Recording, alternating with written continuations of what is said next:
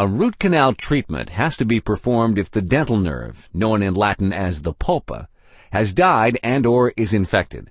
As a patient, you may or may not experience pain leading up to a root canal. Some causes for the pulp dying include deep-seated caries, severe heat during the cutting of a tooth. Pulp will sometimes die because of chemicals used by the dentist, for example, white fillings called composites. The commonly referred to dead tooth can lead to acute, even life-threatening complications at any time, because the necrotic dental nerve tissue can cause acute infections. These are called abscesses. If you'd like to find out more, please look for the video entitled Abscess.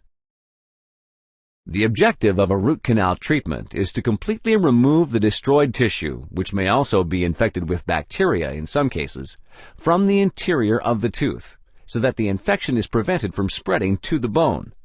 The tooth is connected to the bone through numerous small canals at the end of the root.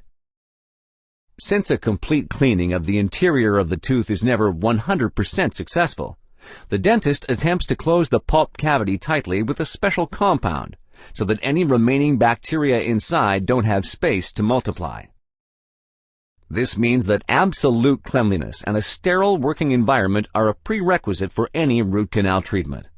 In order to facilitate this in the mouth, it's imperative that the dentist works with a cofferdam, because this is the only way to prevent saliva from reaching the interior of the tooth. More on that in the video entitled Cofferdam. Saliva contains many different bacteria that can endanger the success of a root canal treatment. Here you see a cofferdam insulating the tooth from the tongue, other teeth, saliva, and blood. Furthermore, it's very important to work with sterile instruments. Here you see a root canal treatment box wrapped to preserve its sterility. It's open just prior to the root canal treatment. The various instruments are neatly arranged. However, in far too many cases, root canal work is performed with unsterile instruments. Instruments are placed openly in simple foam rubber racks, as seen in the image here.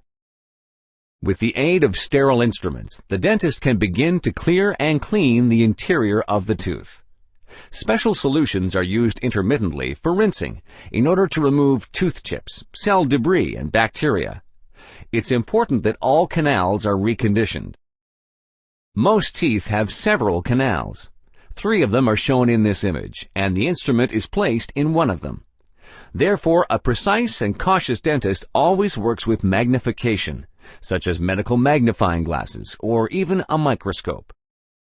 The dental canal must be fully reconditioned all the way to the root end. The length of the root is ascertained by means of X-rays and measuring aids, as can be seen in this image. Only a well-reconditioned tooth filled all the way down to the root end can be preserved permanently. If the tooth has a strong foul odor, if pain is experienced, or if there is severe bleeding from the interior of the tooth, then a final filling of the tooth's interior should not be done. In such cases, a medication, the yellow paste seen here, is rotated into the tooth, which is then tightly sealed for a couple of days. However, the temporary sealing material must be absolutely saliva-proof. That's the gray compound seen in the image, as it keeps the tooth tight for about 1 week. Another session must take place no longer than a week after the initial session. Otherwise, bacteria from the saliva would enter the interior of the tooth, and the entire previous procedure would have to be repeated. Once the inside of the tooth is completely clean and the tooth no longer causes any discomfort, then the interior of the tooth is tightly sealed with a special compound. The tooth should also be tightly sealed from the top, in effect from the access, because only then is it guaranteed that bacteria can no longer enter. On the left, you see an X-ray of a tooth with a good root canal treatment. The interior of the tooth has been homogeneously and tightly filled right down to the root end. On the X-ray, it's the light strip within the interior of the tooth. Such a tooth is able to provide valuable service for an entire lifetime. On the right, you see an example of a tooth with a badly executed root canal. The root in the front was not filled at all, while the rear root was only filled halfway. Such teeth can cause trouble even after many years. and can lead to a variety of complications, such as an acute bone infection or an abscess. In this case, a root end resection and/or a tooth extraction would be necessary. One possible alternative to a root canal is a tooth extraction. That makes prevention the best alternative. The risks associated with a root canal are instruments breaking during root canal treatments, the dentist missing root canals, a perforation of the canal and the dental crown, over-instrumentation with respective possible consequences, such as maxillary sinusitis.